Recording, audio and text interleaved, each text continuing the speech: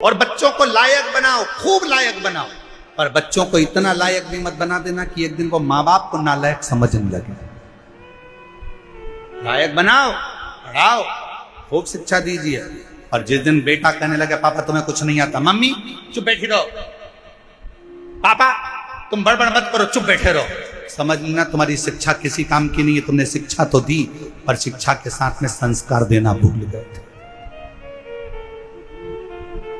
जिस दिन तुम्हारी औलाद, तुम्हारा पुत्र ऑफिस में तुम्हारा रुआब है, नौकरी में तुम्हारा रुआब है, घर जाने के बाद तुम्हारी औलाद तुमसे कहे पापा तुम चुप बैठे रहो, तुम्हें अक्ल नहीं है, मम्मी तुम चुप रहो, तुम्हारे को कुछ नहीं आता है, मम्मी चुप रहो, समझ लेना कि तुमने बच्चों को शिक्षा तो दी पर संस्कारों से जोड़ नहीं पाए।